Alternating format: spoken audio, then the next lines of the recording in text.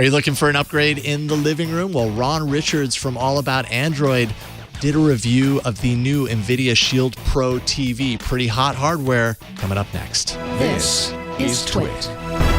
This episode of Hands on Tech is brought to you by iFixit. Visit ifixit.com/hot to get $10 off your next $50 fix.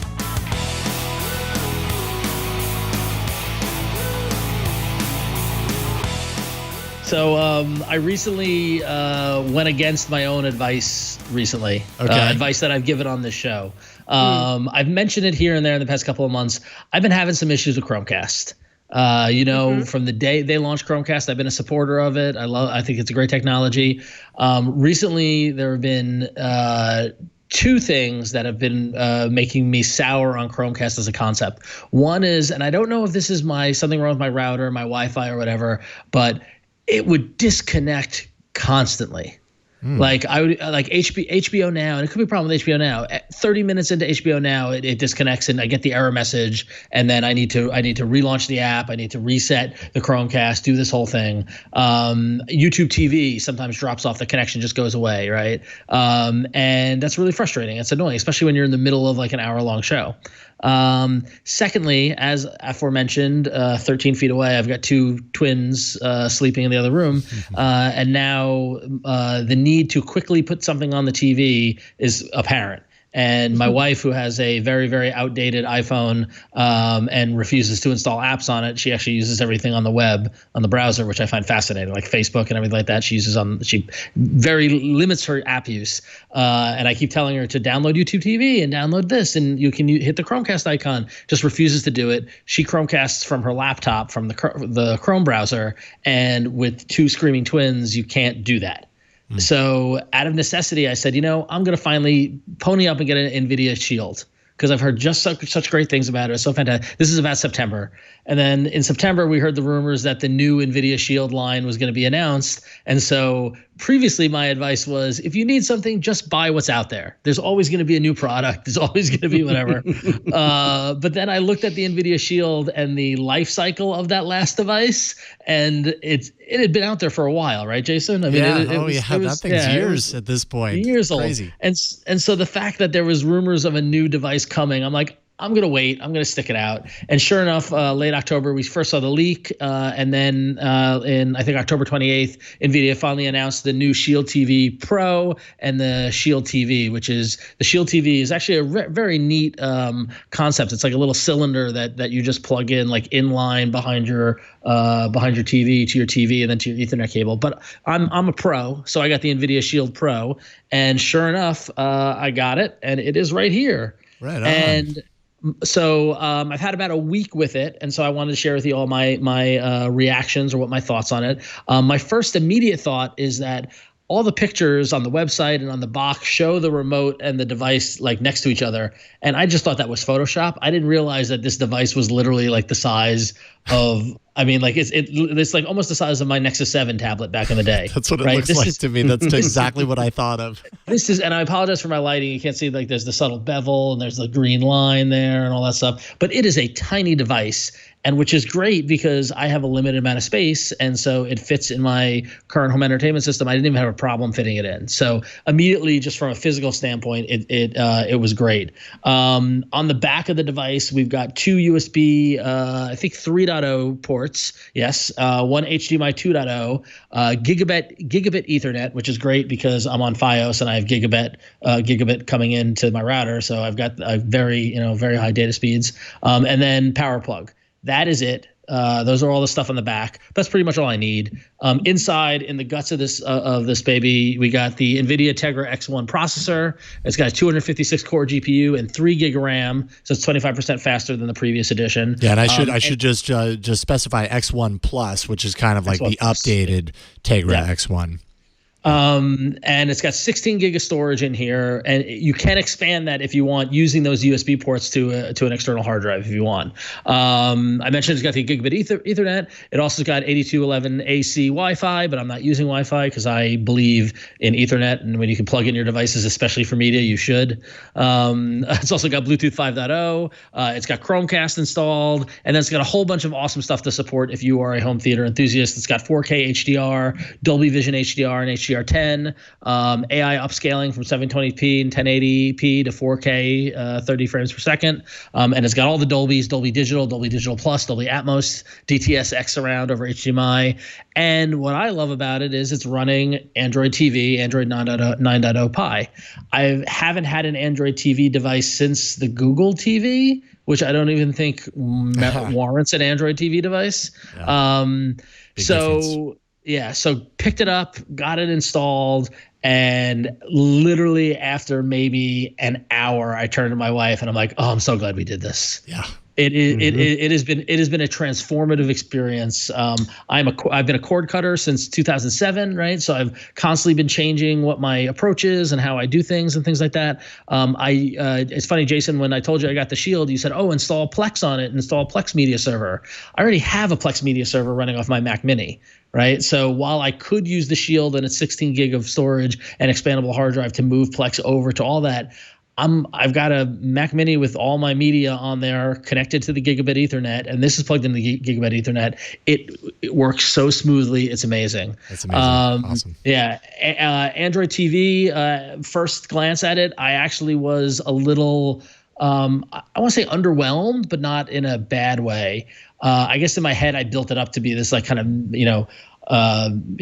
nirvana of TV experience, and it's just Android on a TV. That's all it is. Yeah. You're limited by the apps that are available in the Google Play Store. Luckily, there wasn't any regular TV apps that I didn't have on my phone that I was currently using Chromecast for that weren't in there. So everything has a Android TV version, and I have a lot. As a cord cutter, use a lot of them.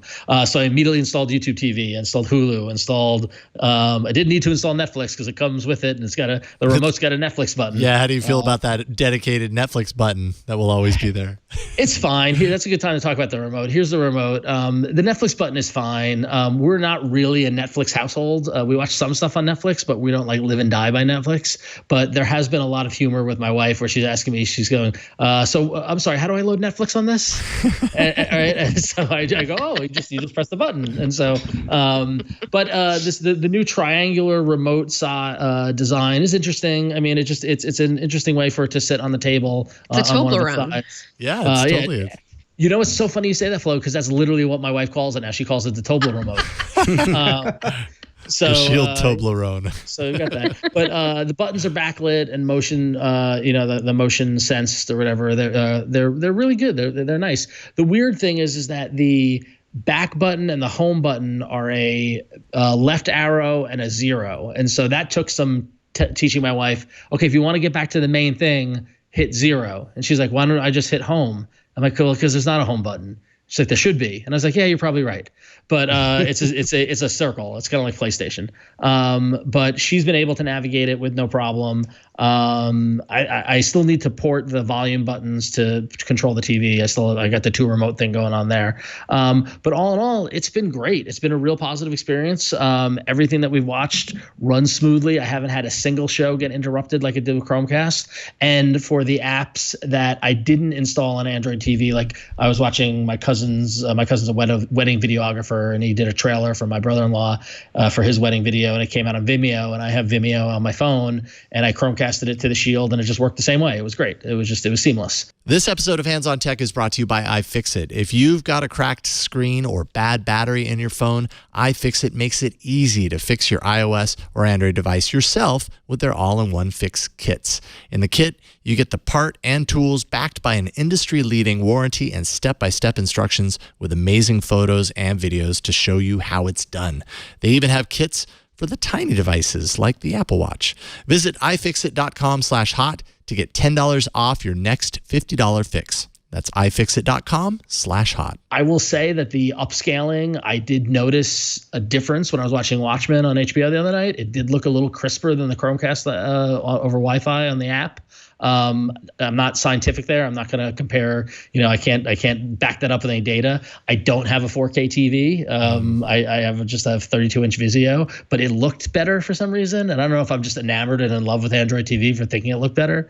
But it was great. With Android TV, you're able to install your own apps. You can pick your favorites at the top of the UI. So all the ones that we use are right there and easy to get to. It's also doing a cool thing where it's dipping into each app and suggesting the next thing you watch, which is really cool. So currently right now it's telling me the next episode of Sesame Street Classic that I'll be watching tomorrow morning with the babies, which is great. But that's also really cool because it's bubbling up like recommendations from YouTube and stuff like that straight from the home screen. So I don't necessarily need to go into the YouTube app to get to the next video I want to watch. I don't know, man. I'm converted. I think this is probably something I was long overdue, and it's $199.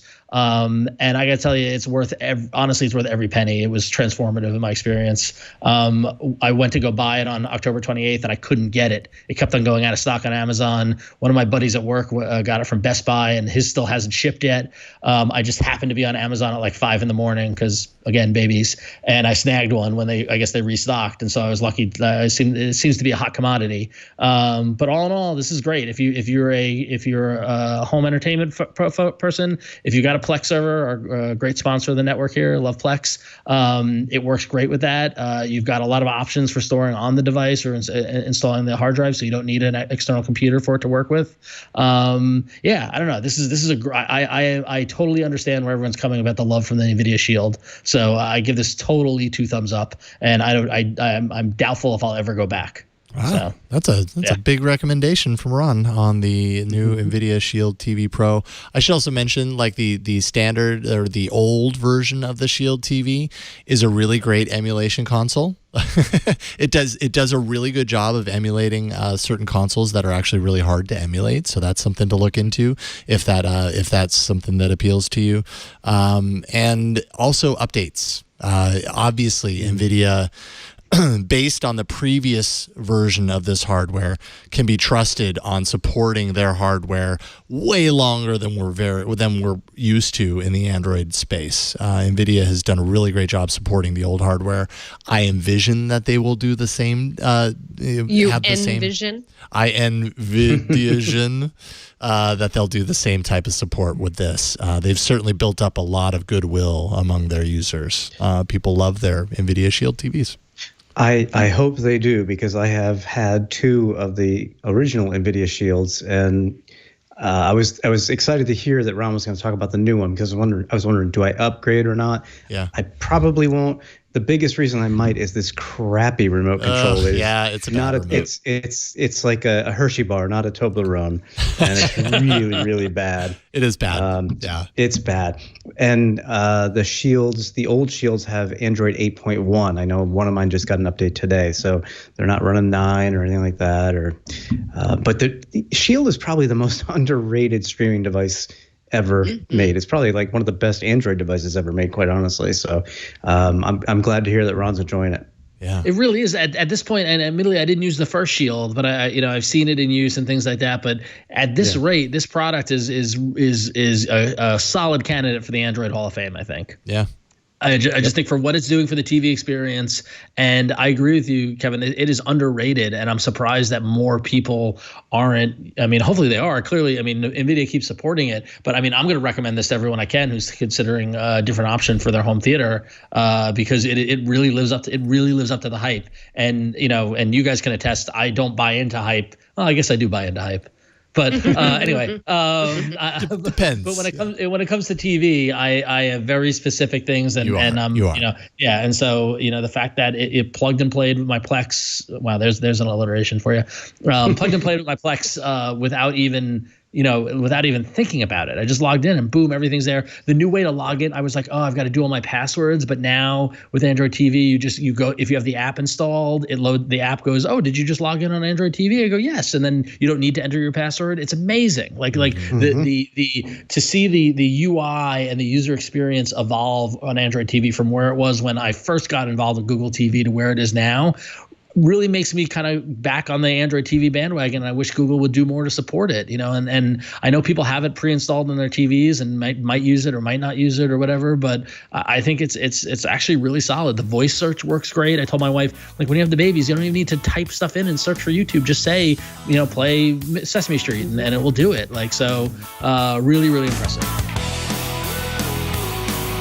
Keep up with all the hottest tech news and gadgets. Visit twit.tv. There you'll be able to find and subscribe to all our tech shows. Thanks for watching Hands on Tech.